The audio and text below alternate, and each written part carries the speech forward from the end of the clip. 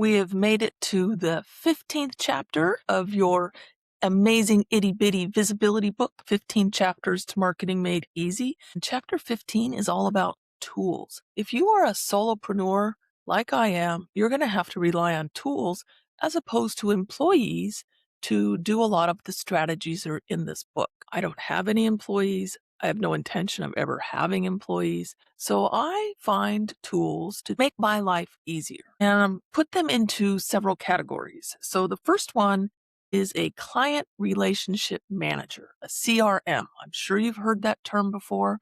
It's my business in a box. Everything I need is in that CRM. In fact, all of the tool categories that I'm going to talk about today, I have in one tool, which is my CRM.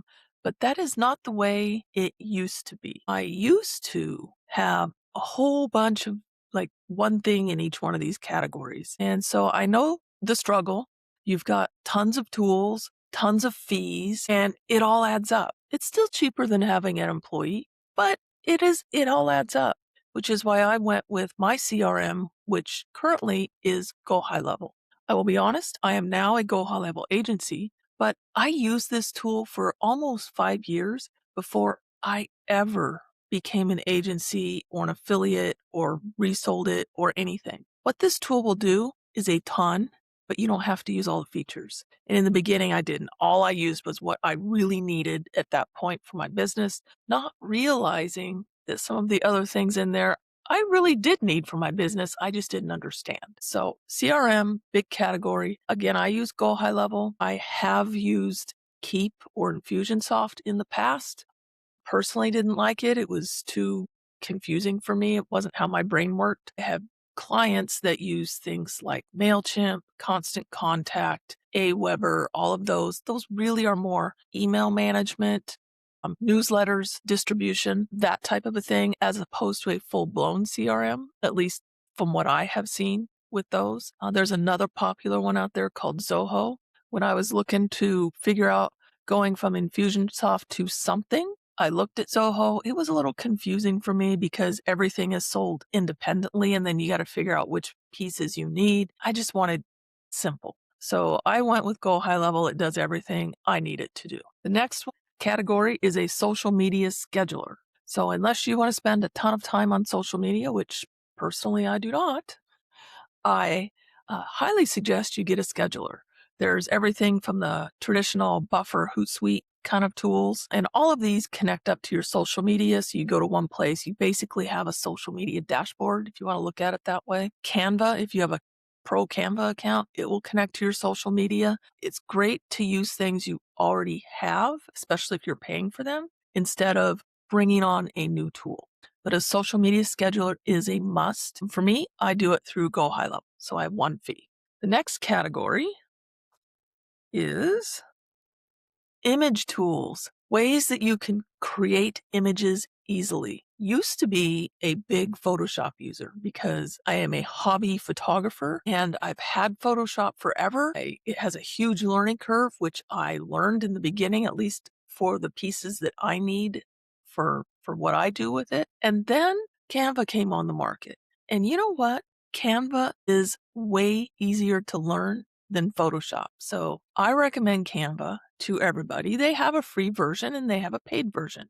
The free version has a lot less access to stock images, but if it gets you what you need, get the free version. It's a fantastic tool for taking an image, putting your logo on it, putting some text on it, and then having it either to use on your website, in your social media, however you want to use that image. Some other image tools that have come on the market in the last few years that I use, Midjourney. I was an early adopter for Midjourney. It's a fantastic AI tool, but it does have a learning curve. I will be honest with you on that one. ChatGPT has an image tool built in. I don't like it so much. I could just be too picky. I don't know. I don't like it.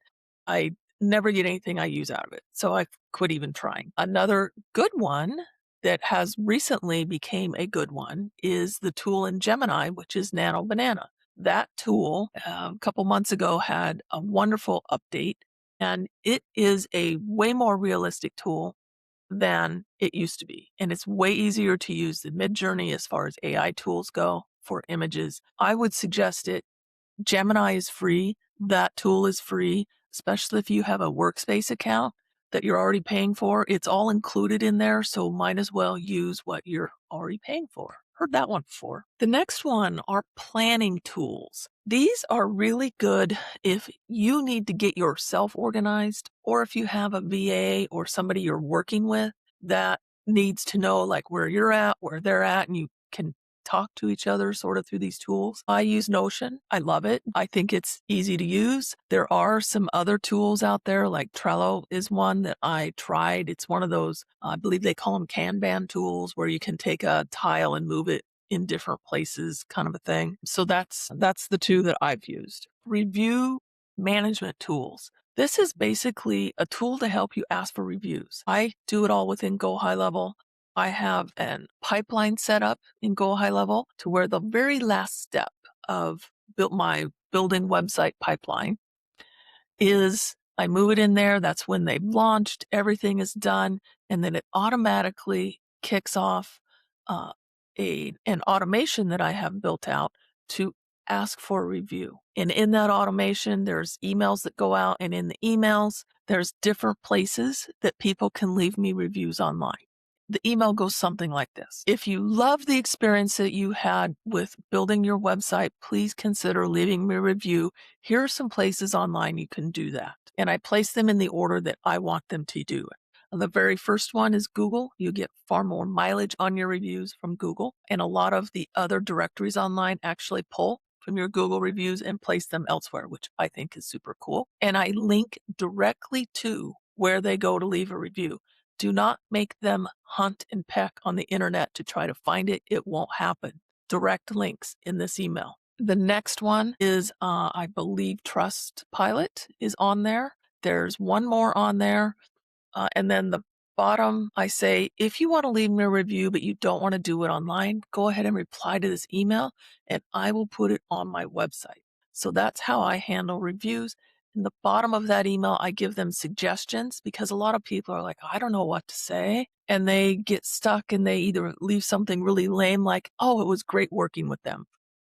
Okay, that's nothing. So leave them some like thinking points. And I think some of my thinking points are, why did you decide to use us? What was the experience like during your website build? There's like 5 or 6 different like thinking points that I put in there that helps people think about what they're going to write in their review. I'm not writing it for them. I'm giving them thinking points. The other thing about review software is that it makes it easy to respond to reviews as well. And there are some actual review platforms out there where you can sign up for them. They will send out these automated emails for you and they will follow up for you and then they will respond for you. I personally just do it through GoHighLevel. I have an automation set up. And they have a way in GoHighLevel that you can now use AI to automatically respond. I personally don't use that. I have a custom GPT I wrote for that, and I just use that and cut and paste and respond. But responding is important for every review. Video editing software is another tool that you will likely need if you're going to be using video. Video editing software is all over the board. There's tons of it out there. I started with Camtasia. Then I went to Descript, great AI video editing tool. I like Descript because instead of having to listen and then find where you want to cut or edit, mark your timeline and then listen and find the end and then cut that piece out, it takes way too much time. Descript will transcribe your video for you when you upload it, and then you can read on the side exactly what you said in the video. And if there's something you don't like, you highlight the words and you delete. It deletes it from the transcript and the video. So you're basically reading to edit the video, which is so much faster, at least for me. So I love Descript. Recently, I'm using Riverside, which is what this is streaming through. It is a streaming platform, somewhat like StreamYard or Restream. The reason I went with Riverside, because they, one, had an awesome Black Friday deal, but they automatically make shorts and they automatically do a lot of repurposing stuff within there, which makes my life easier. And tools that make your life easier is what you are looking for. Time tracking tools. This might be something that would be of interest to you, especially if you are hiring somebody to do a certain job and you want to know exactly how much time they're using. Have a time tracking tool available for them to use if they don't have one. And you can track your time so that you can see exactly how much time you spend on things. And that way you can better plan and manage your day with knowing exact numbers instead of just thinking, oh, I probably spend 15 minutes doing this, 30 minutes doing that. And the reality is it's more like 30 minutes on the first and an hour on the second. And then you get done with your day and you're like, okay, I didn't get as much done as I wanted. I don't feel like I've accomplished anything. To get over that, time tracking. One thing you can do, this is free. So instead of getting a actual paying for a time tracking tool, do a time audit, like once a quarter for a week on yourself. And just use an Excel spreadsheet. Put in the times going across, going down. You can put in what you do, and then you can see exactly where you're spending your time. And when I do it, it's like 30-minute increments. I know people that do it in 15-minute increments, but for my brain, that's just a little bit too much. So I do 30-minute increments, write down exactly what I do in every 30-minute block. And then I take that, I give it to ChatGPT and I say, Chat, where can I be more efficient? What do I need to delegate? What do I need to cut out so that my day is more useful to me? So time editing or time auditing is a very useful thing to do. And the last one is scheduling tools. And this is not social media scheduling. This is your calendar scheduling. So I've, again, used GoHighLevel. It's all in there for that. It integrates with my Google Calendar, and people can schedule when they're on my website scheduling an appointment. They can see exactly when I'm available, because if they're on that calendar trying to schedule and I'm not available, it's not available for them to schedule.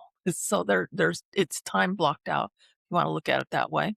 But it doesn't say anything about what I'm doing. There's no HIPAA violations, even though I'm not a HIPAA company for that. There's another company that I know a lot of people use, which is Calendly. I believe that's a paid tool. And then there's one called TidyCal or something close to that I have some customers that use. Those scheduling tools really made my life easy. I've been using them now for probably 6 or 7 years. And prior to that, scheduling an appointment was back and forth in email or jumping on a phone call back and forth, trying to figure out when's a good time for everybody. It took all of that out. It saves a ton of time. Most of them, if not all of them, you can set up automated reminders that go out either through text or email, so you're not having to remember to remind people about their appointments, and hopefully you're not missing appointments or they're not missing appointments. Missed appointment rate went down tremendously when I started using